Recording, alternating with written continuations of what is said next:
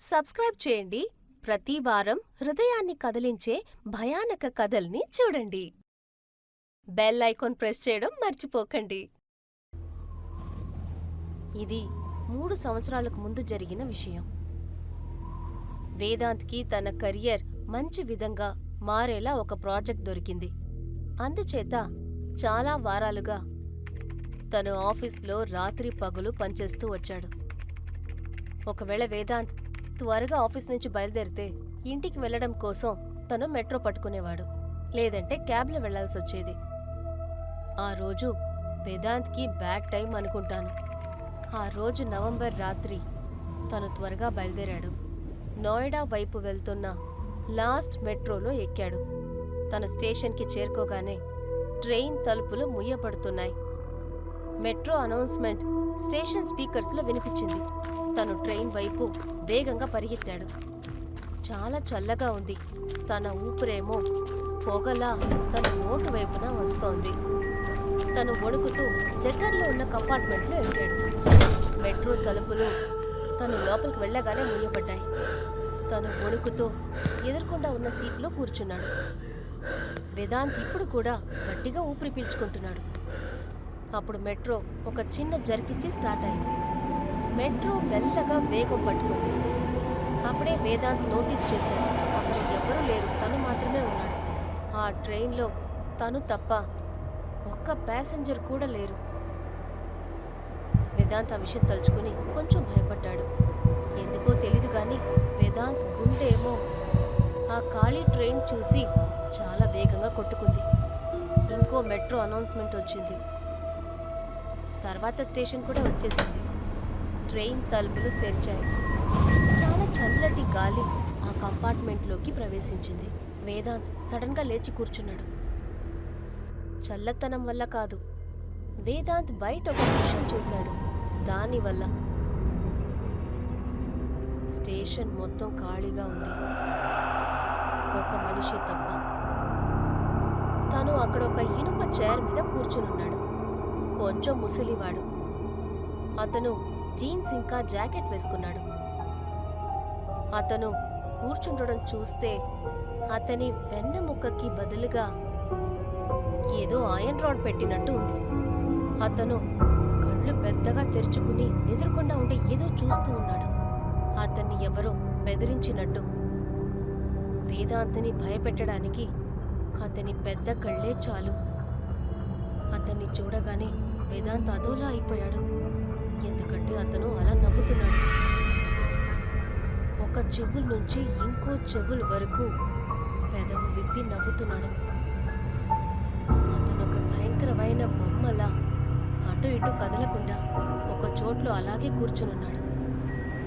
Train ఆ station నుంచి బయలుదేరేంత వరకు అతను అటు ఇటు కదలలేదు. ఇంకా చెప్పాలంటే అతను తన కళ్ళు కూడా ఆర్పలేదు. వేదాంత్ అప్పుడే ఊపిరి పీల్చుకున్నాడు. వేదాంత్ తల అడించుకుని తన్ని తలుచుకుని తనే నవ్వుకున్నాడు. ఇదంతా చూసి మనమెందుకు భయపడాలి, అతనేదో తాగి కూర్చున్నట్టున్నాడు అనుకున్నాడు. వేదాంత్ అలా ఆలోచిస్తున్నప్పుడే మెట్రో ఇంకో స్టేషన్కి వచ్చేసింది. స్పీకర్ నుంచి అనౌన్స్మెంట్ వచ్చింది. స్టేషన్ లైట్స్ కూడా కనిపించాయి. ఆ తర్వాత ట్రైన్ ప్లాట్ఫామ్ మీద ఆగింది. తలుపు తెరిచాయి. ఈసారి వేదాంత్కి గుండె ఆగిపోయింది. ఆ ముసలి అతను వేదాంత్కి ముందు మళ్ళీ అదే బెంచ్ మీద కూర్చునున్నాడు. అదే నవ్వు, అదే పెద్ద పెద్ద కళ్ళు. ఇలా జరగడం ఎలా సాధ్యం? మరో స్టేషన్కి తను అంత త్వరగా ఎలా రాగలుగుతాడు? స్పీకర్ నుంచి మళ్ళీ ఇంకో అనౌన్స్మెంట్ వచ్చింది. కానీ వేదాంత్ ఆ విషయాన్ని గమనించలేదు. ఎందుకంటే అప్పుడు ఆ ముసలతని కళ్ళు వేదాంత్ కళ్ళని చూస్తున్నాయి. వేదాంత్ గుండె చప్పుడు సడన్గా చాలా ఎక్కువైపోయాయి. ట్రైన్ తలుపులు ముయ్యడానికి దాదాపు 1 సంవత్సరం పట్టినట్టుంది. తలుపు ముయ్యగానే వేదాంత్ ఇంజిన్ వైపు వెళ్ళాడు.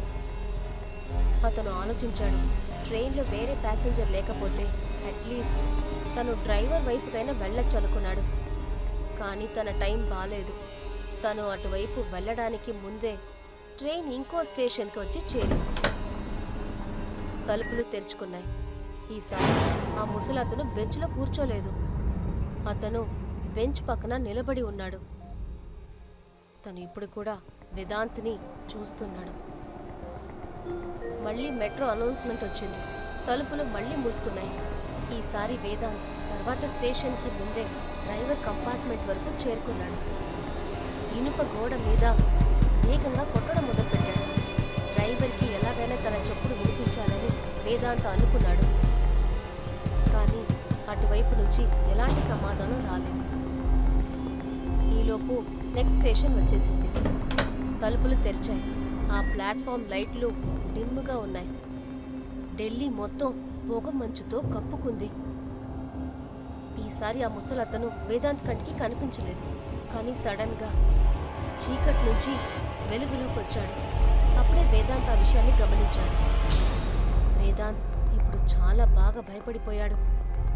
తనకి ఎందుకు ఇలా జరుగుతోందని తనకి ఏమీ తోచలేదు. ఆ ముసలతను ఇప్పుడు కూడా చాలా విచిత్రంగా నడుస్తూ వేదాంత్ వైపే వస్తున్నాడు. అతను చూడడానికి నార్మల్ మనిషిగా లేడు. ఏదో ఒక బొమ్మలా నడుస్తూ వేదాంత్ వైపు వస్తున్నాడు.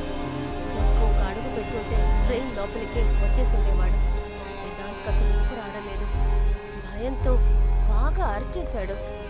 వేదాంత్ ట్రైన్ లోపల ఇంకో కంపార్ట్మెంట్ వైపు పరిగెత్తాడు. తలుపులు మళ్ళీ మూసుకున్నాయి.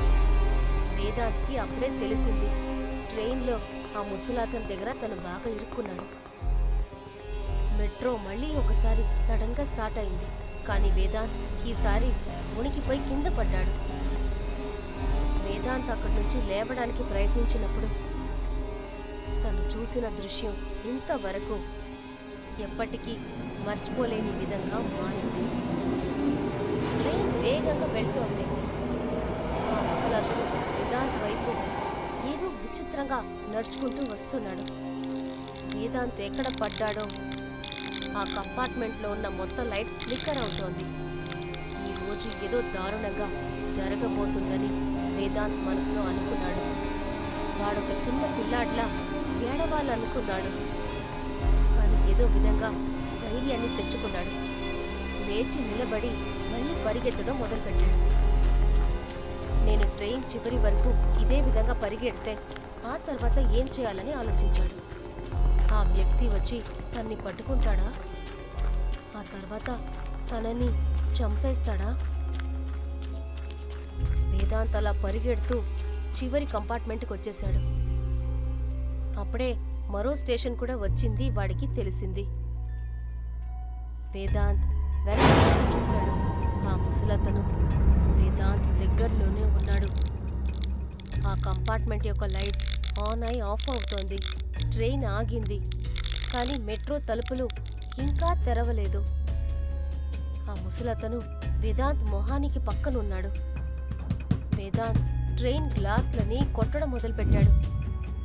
ఆ ముసలతను వేదాంత్ మొహాన్ని పట్టుకున్నాడు. మళ్ళీ ఇంకోసారి ఆ భయంకరమైన నవ్వు అతని మొహంలో కనిపించింది.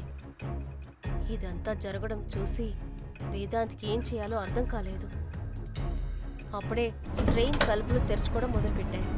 కొంచెం చోటు దొరకగానే వేదాంత్ అక్కడి నుంచి దూరి మెట్లు వైపు పరిగెత్తడం మొదలుపెట్టాడు. తను మళ్ళీ తిరిగి కూడా చూడలేదు. పరిగెడుతూ ఉన్నాడు. అక్కడ పనిచేస్తున్న మెట్రో వర్కర్ ఇంకా 2 పోలీసులను చూసి కూడా ఆగలేదు. తను పరిగెడుతూ తిన్నగా రోడ్డు మీదకు వచ్చిన తర్వాత ఆగాడు. అప్పుడే తన ఊపిరాడడం మొదలుపెట్టింది. వేదాంత్ చివరిసారిగా పైన మెట్రో స్టేషన్ వైపు చూశాడు. ఆ మెట్రో ట్రైన్ అక్కడ నిలబడి ఉంది. ఆ ట్రైన్లో చివరి కంపార్ట్మెంట్ లైట్లు అప్పుడు కూడా ఫ్లిక్కర్ అవుతూ ఉంది. ఫ్రెండ్స్, వచ్చే శుక్రవారం వరకు వెయిట్ చేయలేకపోతే వెంటనే ఆడిబుల్ యాప్కి వెళ్ళి మా హారర్ స్టోరీస్ ని వినండి. యూట్యూబ్కి రాకముందే దాని లింక్ డిస్క్రిప్షన్లో ఉంది. ఒకవేళ మీకు ఈ వీడియో నచ్చినట్లయితే మా channel KM Telugu horror tales subscribe చేయడం అస్సలు మర్చిపోకండి.